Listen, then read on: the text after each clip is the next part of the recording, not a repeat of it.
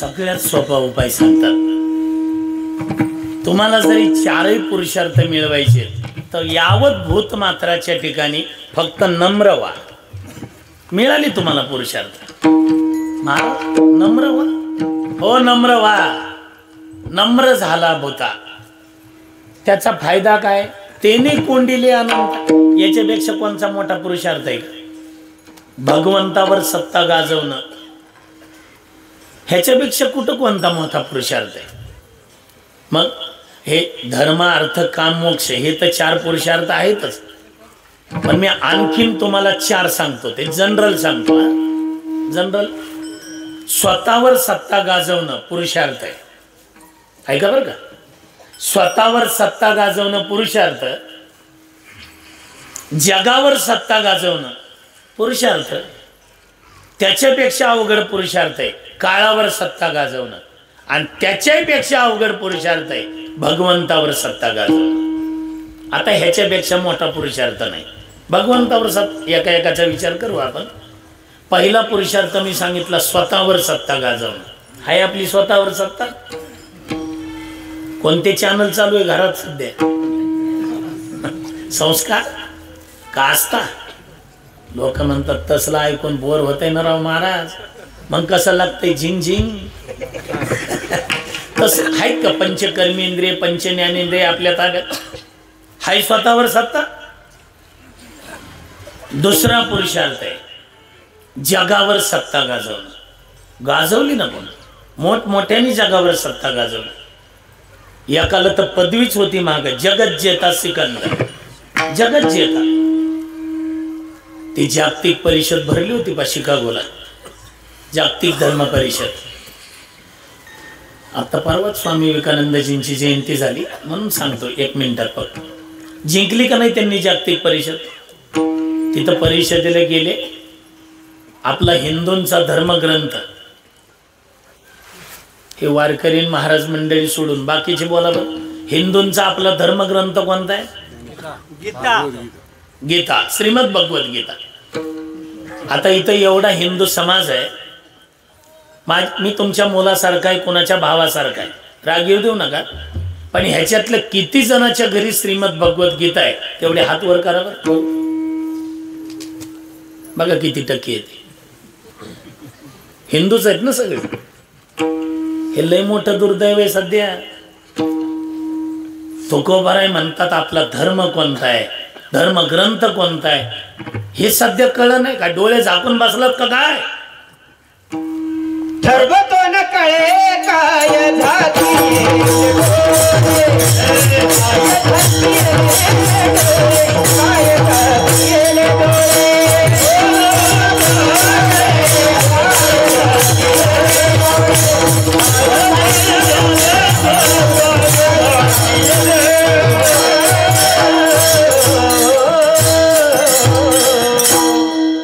धर्म तो न कळेन काय झाकेले डोळे.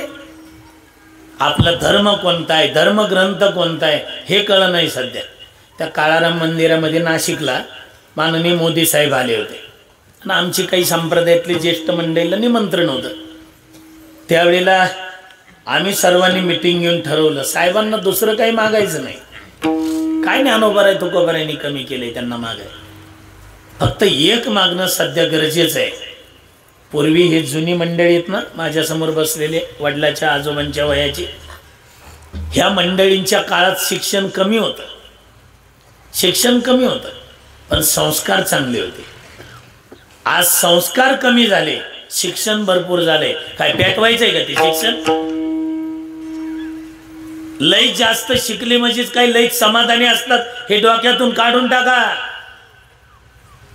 त्यांना कोणाशी कसं वागावं, कोणाशी काय बोलावं हे कळलं नाही. ही शिक्षण प्रणाली गरजेची आहे का? आम्ही त्यांना निवेदन दिलं की सध्या हिंदूंचा धर्मग्रंथ कोर्टात आहे. सच बोलूंगा, ते हात ठेवून बोलायचं असतं तिथं. खरंच बोलेल, खोटं बोलणार नाही. आम्ही त्यांना विनंती केली तेवढा हिंदूंचा ग्रंथ कोर्टातून उचला आणि 5वी ते 12वी पर्यंत पाठ्यपुस्तकात द्या. तुम्हाला कोर्टात गीता ठेवावी लागणार नाही. ही ताकद आमच्या श्रीमद भगवत गीतेची. आज माझ्या पाठीमागे एक तरुण वर्ग उभा आहे, आपल्या संस्थेतले, आमच्या पंढरपूरचे आमचे मित्रच आहेत गाडगे महाराज, ते आपल्या संस्थांच्या तिथंच संस्था आहे त्यांची. हे बघा ना काय पोरं कितवीला तो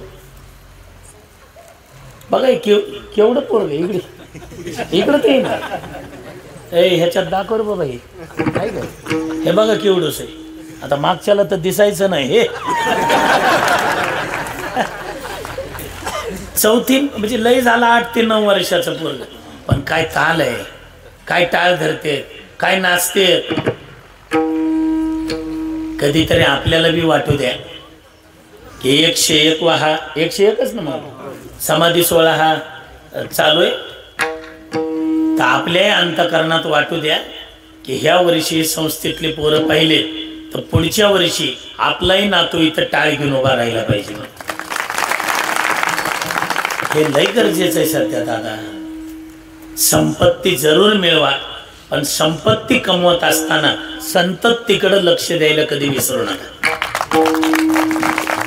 सध्या संततीकडे लक्षच राहिलं नाही. किती वेळ देतो इमानदारीने सांगा ना आपण आपल्या मुलासाठी नातवासाठी. 15 मिनिटं तरी त्या रोज. आठवा आपलं बालपण. आपली आजी दिवा लावताना तिथं दिव्याजळ घेऊन बसत होती आपल्याला. शिवंकरोती काय पासायत.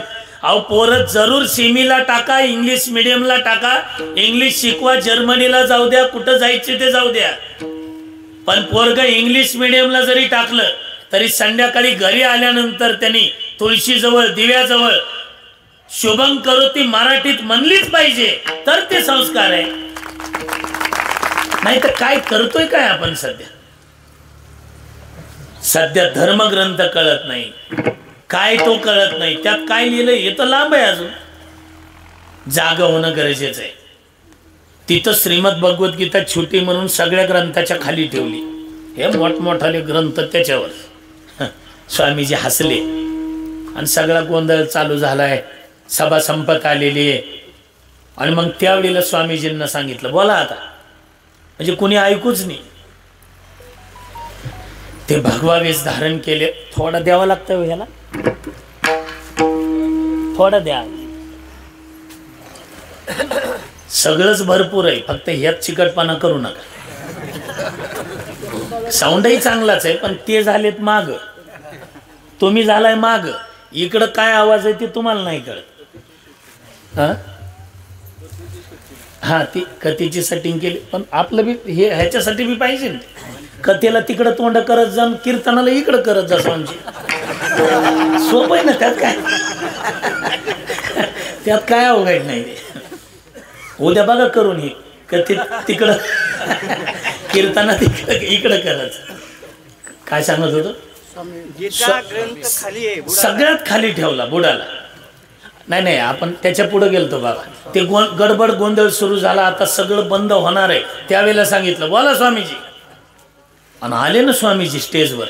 ते भगवा वेश धारण केलेला, ते फेटा बांधलेला उंच, ती शरीरिष्टी गोल चेहरा. स्वामीजी वर आले. हे कोण आहे ते? झाले ना शांत वातावरण. ताकद असते हो, ताकद असते महात्म्यामध्ये. दर्शने प्रशस्ते पुण्यपुरुष.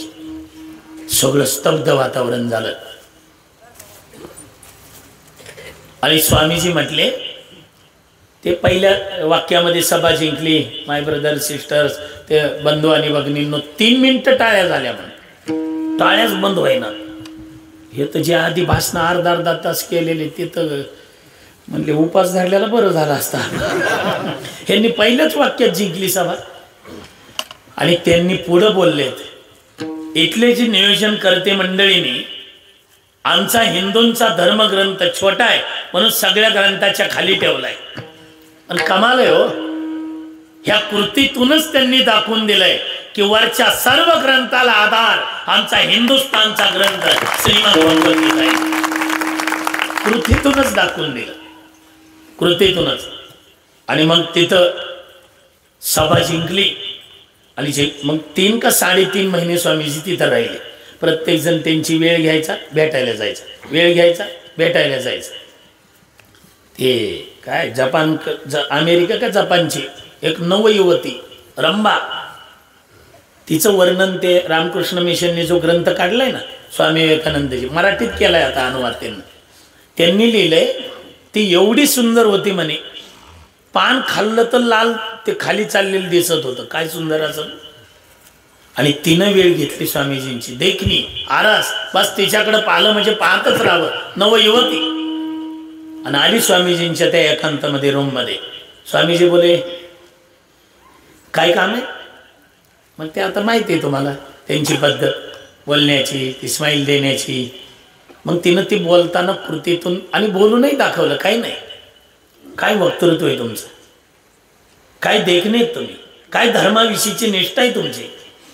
नाही तुझं काय म्हणणं आहे ते सांग ना आता. हा ती मग ती तेच सांगते ना, तुमच्यासारखा धर्मनिष्ठ, तुमच्यासारखा विद्वान, तुमच्यासारखा देखणा पुत्र मला व्हावा अशी माझी इच्छा आहे.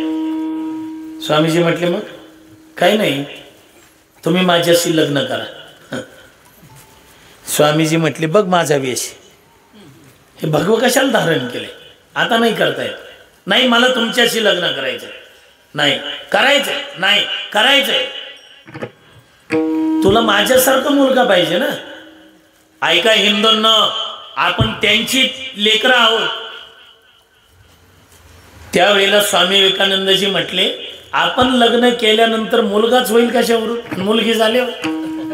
बरं मुलगा झाला तर शिकल कशावरून, शिकला तर धर्मनिष्ठ होईल कशावरून, धर्मनिष्ठ झाला तर माझ्यासारखा देखणा दिसल हे कशावरून. मग एवढे वर्ष वाट पाहण्यापेक्षा तुझ्या समोर उभ्या असणाऱ्या स्वामी विवेकानंदाला तुझा पुत्र मान, ही आपली संस्कृती. शिकागोच्या धर्म परिषदेत, जागतिक धर्म परिषद जिंकली ना बुवा.